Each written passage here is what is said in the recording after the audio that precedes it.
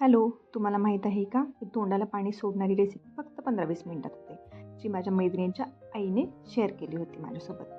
तर यासाठी लागणारी सामग्री: 1 वाटी तांदूळ, अर्धी वाटी दही, 1 ढबू मिरची, 1 टोमॅटो, पुदिना, कोथिंबीर, आल्याचा 1 तुकडा, लिंबू, 5 ते 6 लसूण पाकळ्या, 5 ते 6 हिरव्या मिरच्या, 2 कांदे, त्यानंतर बीन्स आणि थोडे पनीर. आता ज्यासाठी आपल्याला पहिल्यांदा मिक्सरमध्ये वाटण तयार करून घ्यायचं आहे.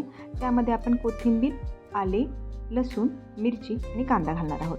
हे वाटण रेडी झालेले आहे आणि यासोबत आपण एका साईडला तांदूळ शिजायला ठेवणार आहोत. त्यामध्ये मीठ, 1 दालचिनी तुकडा, 2 लवंगा, 3 काळी मिरी घालणार आहोत.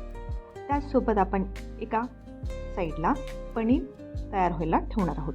तर हे मी एअर फ्रायरला लावत आहे, ज्यामुळे ऑइलही कमी होतं आणि झटपट तयार होते. ते बघू शकता, पनीर पण रेडी आहे आणि व्हेजेस पण कट करून रेडी आहेत. मी फ्लॉवर सांगायला विसरले होते, तर फ्लॉवरही मी चिरून ठेवला आहे. तर या साईडला आपला भातही तयार झालेला आहे, जो 80% शिजला आहे. आता गॅस इथे आपण बंद करू शकता आणि साईडला ठेवू शकता. त्यानंतर आपण एका कढईमध्ये 2 लवंगा, दालचिनी आणि काळी मिरी घालणार आहोत आणि त्यानंतर केलेले वाटण घालणार आहोत. ते चांगले परतणार आहोत. त्याचसोबत थोडेसे त्यात तूप घालणार आहोत. हे चांगले परतल्यानंतर, तेल सुटल्यानंतर ह्यामध्ये आपण अर्धा चमचा हळद पावडर, अर्धा चमचा धणे पावडर, 1 चमचा बिर्याणी मसाला आणि 1 चमचा घरचे लाल तिखट घालणार आहोत.